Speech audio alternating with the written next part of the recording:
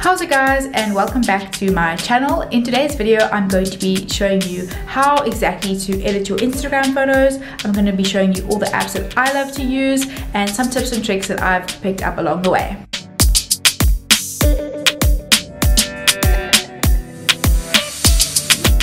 So this video is a sequel to last week's video, which was all about how to grow your Instagram platform organically in 2019. So if you haven't already checked that video, make sure to check it out. But let's not waste any more time and let's dive directly into tips, tricks, and apps that I use to edit my Instagram pictures. And all the ones that I'm going to be showing you today are free and you don't have to pay a cent for them. So before we get started, I just want to let you know that I'm going to be showing you techniques that you can use on your cell phone.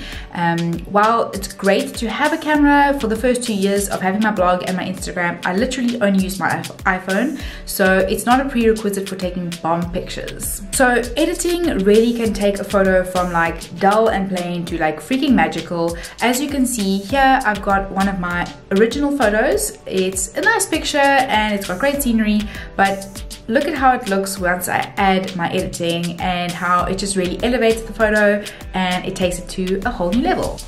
So firstly, something that is so important is having good photos to work with, and something that is such an important technique even with a cell phone is making sure that you are getting the best lighting possible. So you can see here I've shown a photo of a press drop that I received.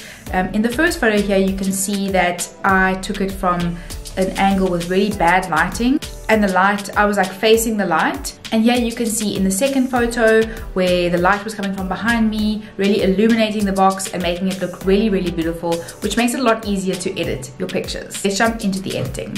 So the first thing that I would recommend is kind of deciding what feel you want for your feed. I do think that it's good to have a general aesthetic that you would like to have on your feed. So for example, hey, I would like a lot of pinky colors, or I would really like a moody, dark grays and browns. So where you can go look for inspiration is Pinterest. It's really, really easy. You can just type in here, I will show you guys. Basically type in Pinterest, Instagram feed ideas or Instagram aesthetic inspo, and as you're scrolling down you will definitely see that there's so much inspiration out there for what feed that you are looking for. One of the applications that I'm using the most at the moment is Lightroom, specifically just because if you are in a rush and you can use a preset, it really does bring your editing time down from like 15 minutes to literally like 1.5 to 2 minutes.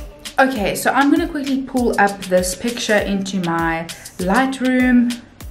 Instead of recording, I've now put on the torch. So I am pulling up a picture that I recently took at a foodie event, and it's just me with a glass of wine. It was outside, so the lighting naturally is pretty good. Something that I would, often do immediately is just to adjust the exposure a little bit, because I like my photos to be a little bit light and bright. I don't like anything to be too dark, and then I up the contrast. So firstly, something that you can do if you don't like editing so much is presets, and that's something that is just so amazing about Lightroom. So firstly, Lightroom does come with its own presets, which you can see here.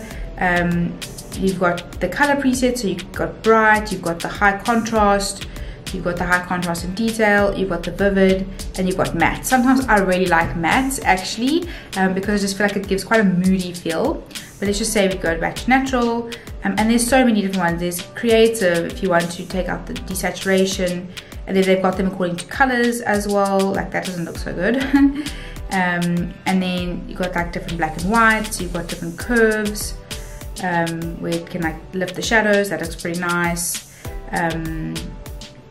Sharpening, like matte, medium, or heavy. The Lightroom presets are actually really, really helpful if you're not someone who likes editing. Then you can also buy or download presets from Pinterest. If you look here and you just search on Pinterest, there are so many presets, like it's literally overwhelming. I'll show you here a preset that I really like to use.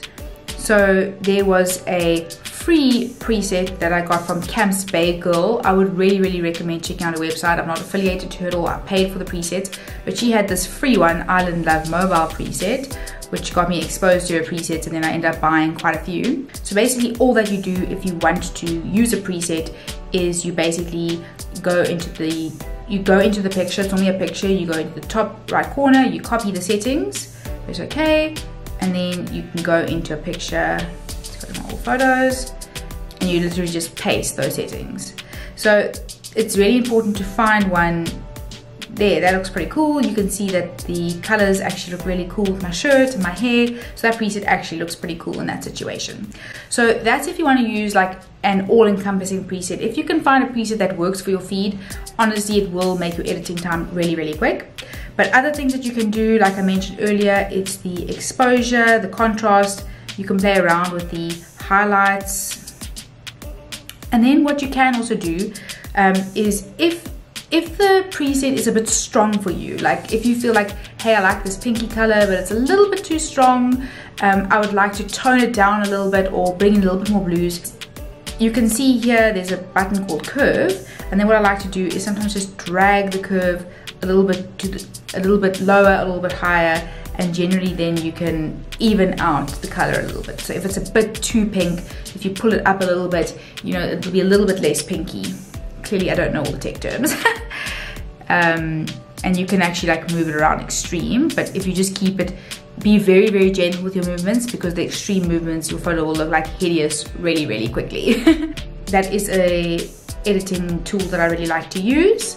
And then sometimes I also like to go to the color mix. You can see the different colors. I know some people like to bring down the saturation on the yellow.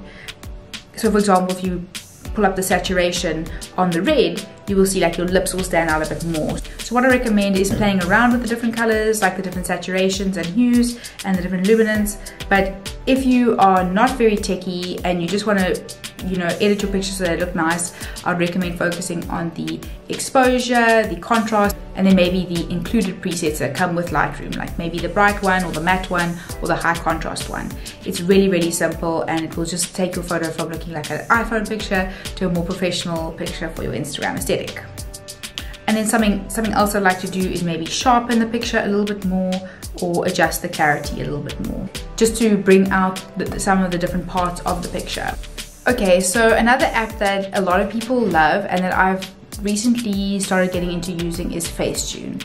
Now I know a lot of people have a bit of a negative view of it, because obviously people go like so overboard in their use of Facetune, but I really would recommend it just for some basics, and I'll show you now what I mean by some basics.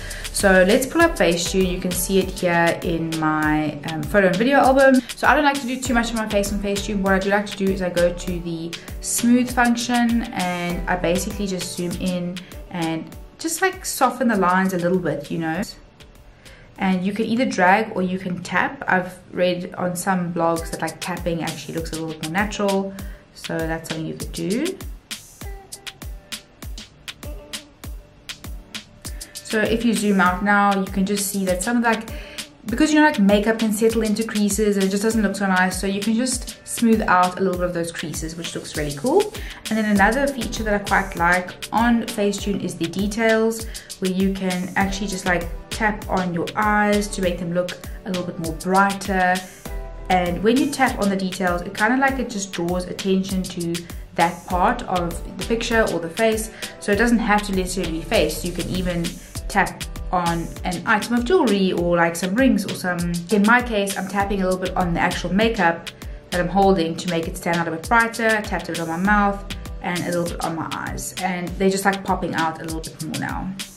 And honestly guys, that is literally the extent to which I use Facetune, because like I said, I don't want my pictures to be too over edited or just looking a bit fake. I'm pretty happy with that. It must be said that I don't actually use Facetune for every picture. I would maybe say maybe 1 in 5 pictures I use Facetune. A lot of the times I don't really feel like it's necessary. Okay guys, and then another application that I use is Snapseed. Now Snapseed is like one of the original photo editors for your phone. It's also so amazing. There are so many different things that you can do on Snapseed, so I'm just going to show you some of the basics I do. So you can see here I'm going to pull up that same picture that I just used in Facetune.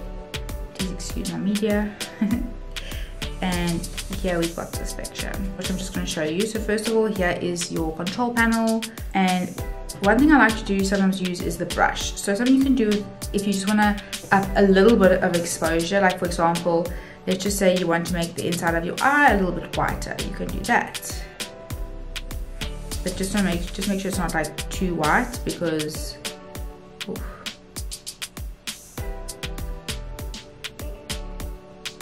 If it's too white, it's quite noticeable. So just you know, as a caution, you can see here like my eyes look too white, so let's undo that. And maybe let's just stick to exposure +3. Also because sometimes, you know, when you're taking a photo, you don't also always get the best lighting, so this can help just circumnavigate that. And then I know some people like to give themselves some fake teeth whitening and they just brush up a little bit. But once again, moderation is everything, because you don't want to end up with this completely fake looking white pair of teeth. You don't want to overexpose anything because it will be noticeable. And then what other cool things that you can do in Snapseed is you can obviously do like brightness and contrast. So if you don't want to have lots of apps, you can totally do all of this in Snapseed. You can, you know, up the brightness. So here you can see in the Snapseed, there's also the awesome thing which I love, which is the selective tool. So if you go to the selective tool, you can either lighten or brighten a certain area of the photo as if light is coming from that area, or you can change the saturation or anything. So you can see you add, and then you click where you want to add that brightness, and then you can basically make it brighter or lighter, and you can see that the rest of the photo isn't going super bright, it's just brightening the certain section. And then what you can see is you can also toggle through the structure, the saturation, the contrast, and the brightness. Now it's quite cool because you can toggle a bit with the contrast just in the face, you know, for example, if you want the face to be more contrasted, or perhaps here like in this photo, the palette will be very nice if we can get that looking a bit brighter. So let's brighten up the palette, and let's also brighten up the contrast. As you can see, that photo has now really been elevated, the face looks brightened and the palette looks bright, but I haven't really edited the background too much because I want myself to be the focus point of this image. So let's quickly go take this picture to Lightroom. So here is the picture that we just added. So we could either take, you know, a preset, maybe something bright or high contrast, like that looks really beautiful in my opinion. Or we could go for like vivid or bright. Let's just say we went for bright. And then let's just say I wanted to go with one of my presets. You could literally just like constantly copy settings, it's quite cool. And then let's go paste. But you know, so if your feed had like a very pink aesthetic, that would really suit it there. For example, this is another preset of mine. So let's paste it in there. So I think for the purpose of this picture, I'm probably just gonna stick like with bright, with a nice like bright, fresh picture. I've got the greenery in there. So I think in this case, I really just want like a nice bright and clean picture. Save to camera roll and make sure to use the highest quality version available, because obviously you want your pictures to be really nice quality on Instagram. I'll just quickly show you, a lot of people, they like their pictures to be a little bit more like orangey and for their skin to look a little bit more goldy. So I'm going to quickly just get out a selfie and show you how to do that. So you can see here is a selfie, it's unedited, no Facetune. Basically back into your Lightroom, you look at the colors and you look at the mix, and basically you just fiddle around a bit with the hues, the saturation and the luminance. You can see here, maybe you could put the luminance down a little bit, and you can see my skin goes a little bit more orangey. You could up the saturation a bit, kind of like play around until you find the combo that you think looks pretty. You know, you don't want to look too pink or too Malibu Barbie-ish. So kind of just play around until you feel like you've hit the spot where your picture looks pretty but not overly strange. If we compare the original to the edited, you can see like I look a lot more like goldy, my skin looks a lot more tan, and that's without even adding the preset. So you can really change your skin color, your hair color. I mean, that's another thing quickly to show you on Snapseed. I mean, you can literally give yourself some little, you know, 1 minute highlights. I'll show you here. If your hair is like a little bit yellow, I have done this once before when my hair was looking terrible. So you can literally just take the brush and you can like take the exposure and you can just like, you know, lift your blonde hair a little bit. It's so crazy. Like you can literally give yourself like some just like 5-second highlights. So guys, that pretty much sums up my tips. To summarize, the main apps that I use are Snapseed, Facetune and Lightroom. Another very, very popular app which I have loved for years is ViscoCam. If you are getting into the Instagram game and you also want to do like presets, I can highly recommend ViscoCam. I just don't really use it as much anymore because my aesthetic has changed a little bit. And I hope that this video was informative and it helped you in some way. And if you enjoyed this video, please make sure to like and comment and share this with anyone that you might feel might benefit from this video, or who is also looking into editing their photos and taking them to another level. But I will see you guys in my next video, and I hope that you have an awesome rest of your day.